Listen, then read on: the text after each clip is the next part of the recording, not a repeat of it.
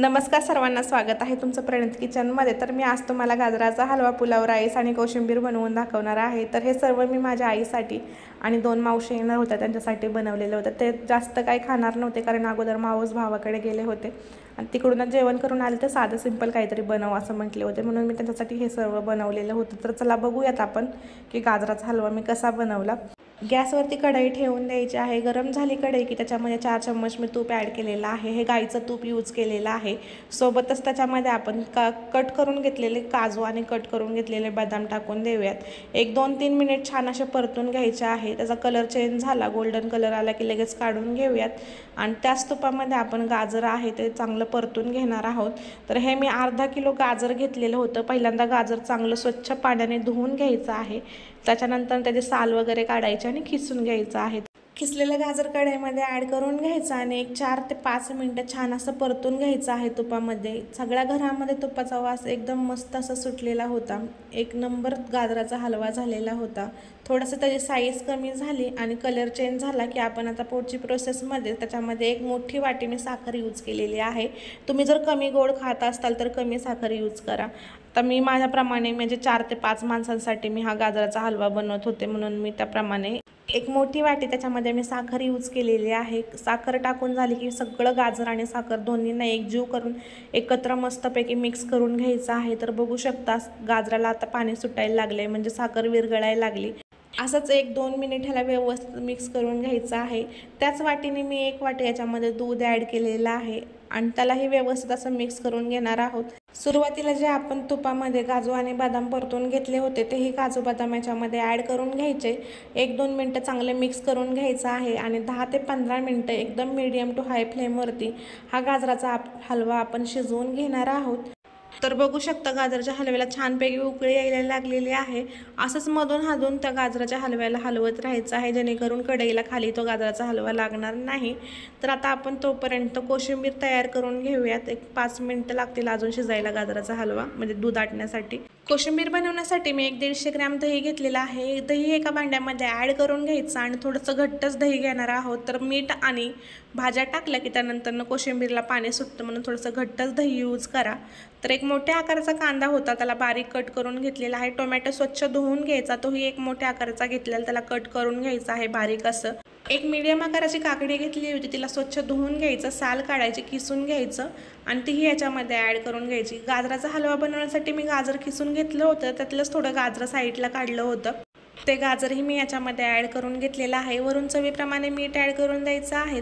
तुमच्याकडे चाट मसाला असेल तर तोही टाका, त्याने अजून टेस्टी लागेल कोशिंबीर, म्हणजे टेस्ट वाढेल त्याची। आता सगळ्या भाज्या आणि दही एकत्र एकजीव करून घ्यायचं आहे छानपैकी आणि याच्यामध्ये मी थोडीशी बारीक चिरलेली कोथिंबीर टाकायची विसरले होते, तर याच्यामध्ये मी वरून कोथिंबीर टाकून दिली आणि पुन्हा एकजीव करून घेतला आहे। सर्व मिश्रण एकत्र करून मिक्स करून घेतलेलं आहे। आता याच्यावरती आपण झाकण ठेवून याला फ्रीजमध्ये ठेवून देणार आहोत। थंडगार कोशिंबीर गरमागरम पुलाव राईस सोबत एक नंबर टेस्टी लागते। तर आपला गाजराचा हलवाही रेडी झालेला आहे, पूर्ण दूध आटलेलं आहे। तर बघू शकता आता आपण पुलाव राईस बनवायला घेऊयात। तर पॅनमध्ये मी 2-3 चम्मच तेल ॲड करून घेतलेलं आहे। तेल छानपैकी गरम झालं की आपण ह्याच्यामध्ये जिरे आणि मोहरी ॲड करून घेणार आहोत। जिरे आणि मोहरी छानपैकी तेलामध्ये तडतडायला लागले की याच्यामध्ये थोडेसे खडे मसाले ॲड करून घेऊयात। तर माझ्याकडे जो खडा मसाला होता तोच मी याच्यामध्ये ॲड केलेला आहे। त्याच्यामध्ये मी 2 सिनमनचे तुकडे ॲड करून घेतले आणि त्यालाही व्यवस्थित तेलामध्ये परतून घेतलेला आहे। लसणाचा 10-12 लसणाच्या पाकळ्या होत्या, त्यांचा ठेचा बनवून घेतला आणि तो याच्यामध्ये ॲड करून दिला आहे। व्यवस्थित असं ह्याला पण तेलामध्ये परतून घेणार आहोत। थोडासा अद्रकचा तुकडा पण टाकलाय, म्हणजे अद्रक खिसून घेतला, चांगला स्वच्छ धुवून घेतल्यानंतर खिसून घेतला आहे, त्याला तेलामध्ये परतून घ्यायचा आहे कच्चापणा दूर होईपर्यंत अद्रकचा। अद्रकने पण पुलाव राईसला टेस्ट खूप छान येते, त्याच्यामुळे मी अद्रक टाकलाय। तुम्हाला टाकायचं असेल तर टाकू शकता, नाहीतर स्किप केलं तरी चालेल। चांगलं तेलामध्ये परतून झालं की याच्यामध्ये उभा चिरलेले 2 मीडियम आकाराचे कांदे घेतलेले होते, तर त्यांनाही याच्यामध्ये ॲड करून घ्यायचं आहे। थोडंसं नरम पडायला लागले, मग कलर चेंज व्हायला लागला तोपर्यंत त्यांना परतून घ्यायचं आहे। आता वरून थोडेसे व्हेजिटेबल आपण याच्यामध्ये ॲड करून घेऊयात। तर याच्यामध्ये मी थोडीशी शिमला मिरची टाकलेली आहे। एक शिमला मिरची घेतली, तिला उभी कट केली होती, स्वच्छ धुवून घ्यायची आणि उभी कट करून घ्यायची आहे, ती याच्यामध्ये टाकून देऊ।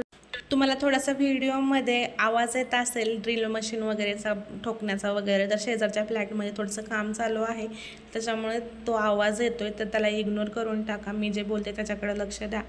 तर एक मीडियम आकाराचा टोमॅटो होता, तोही बारीक कट करून घेतलेला होता आणि थोडंसं गाजर होतं तेही कट करून त्याच्यामध्ये ॲड करून घेतले. सगळ्या व्हेजिटेबल ज्या आहेत त्या स्वच्छ पाण्याने धुवून घ्यायच्या आहेत कट करून, नंतर त्याच टाकून देणार आहोत. तर पनीर होते माझ्याकडे, तर 150 ग्रॅम पनीर होता हा, तोही याच्यामध्ये कट करून टाकून दिला. वाटाण्याचे दाणे मी सोलून घेतलेले होते, तेही स्वच्छ धुवायचे आहेत. त्यानंतरच त्याच्यामध्ये ॲड करून घ्यायचे. 1-2 मिनिट छान असं त्याला परतून घ्यायचं आहे मीडियम टू हाय फ्लेमवरती. आता थोडेसे मसाले याच्यामध्ये आपण ॲड करून घेऊयात. तर पहिल्यांदा मी 1 चम्मच मोठा गरम मसाला ॲड केलेला आहे, 1 चम्मच लाल मिर्च पावडर, 1 चम्मच कांदा लसूण मसाला, थोडीशी हळदी पावडर टाकलेली आहे आणि सोबतच एक बिर्याणी मसाला टाकला. हा सुहानाचा बिर्याणी मसाला आहे, तुम्ही कोणत्याही कंपनीचा बिर्याणी मसाला यूज करू शकता. आणि थोडासा पावभाजी मसाला याच्यामध्ये आपण ॲड करून घेऊयात. चवीप्रमाणे मीठ टाकून द्यायचं आहे आणि छानपैकी सर्व भाज्या मसाल्यांमध्ये मिक्स करून घ्यायचं आहे. 1-2 मिनिट छानपैकी परतून झालं की आपण याच्यामध्ये राईस टाकून देऊयात. तर मी मीठ अगोदर पण राईसमध्ये टाकलेलं होतं, त्याच अंदाजानुसार मी भाज्यांमध्ये पण मीठ ॲड केलेलं आहे. आता हा राईस कोणता आहे हा मला पण सांगता येणार नाही, कारण त्यांनी आणलेला होता हा राईस. तुम्ही कोणताही पुलाव राईस यूज करू शकता, कोलम राईस घ्या किंवा मग बासमती राईस घ्या. तर आता हा शिजवून घेतलेला राईस होता तो याच्यामध्ये ॲड करून घेतला भाज्यांमध्ये आणि व्यवस्थित असा मिक्स करून घेतलेला आहे. 1-5 मिनटं छानपैकी सगळे मसाले राईसला लागलेपर्यंत छानपैकी परतून घेणार आहोत. वरून खूप सारी कोथिंबीर टाकून द्यायची आहे आणि पुन्हा 1-5 मिनटं मीडियम फ्लेमवरती 1-5 मिनटं परतून घेऊयात. समोर जे तुम्हाला व्हेजिटेबल्स दिसल्या ना, गाजर, वाटाणा, टोमॅटो, कोथिंबीर, शिमला वगैरे सर्वच्या सर्व मला फ्रेश मी मार्केट यार्डवरनं घेऊन येत असते. पूर्ण आठवड्याचा बाजार मी आणत असते. 1 किलोच्या खाली ते भाजीपाला देत नाहीत, त्यामुळे 1-1 किलोच्या अंदाजानेच घेऊन येते आणि व्यवस्थित असं स्वच्छ करून निसून वगैरे डब्यांमध्ये ठेवते आणि तेच डबे मी फ्रीजमध्ये ठेवत असते. आणि ज्यावेळेस गडबड वगैरे असेल भाजी वगैरे बनवायची तर नीट करून ठेवलेला सगळा भाजीपाला मला कामी येतो आणि तसंच फ्रीजमध्ये तो फ्रेश पण राहतो. आपला पुलाव राईसही रेडी झालेला आहे आणि गाजराचा हलवा पण बघू शकता कसा मस्त दिसत आहे. त्याचप्रमाणे खायलासुद्धा मस्त लागत होता, 1 नंबर टेस्टी झालता. कोशिंबीर पण रेडी होते, एकदम थंडगार अशी कोशिंबीर बघू शकता. तर मी सर्व काही ताटामध्ये वाढून घेतलं, सोबत पापड पण तळलेले होते, ते पापड पण मी ताटामध्ये वाढून दिले.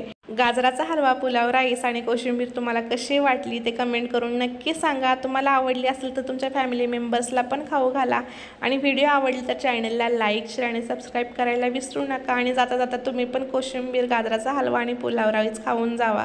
आता भेटूया नेक्स्ट व्हिडिओमध्ये.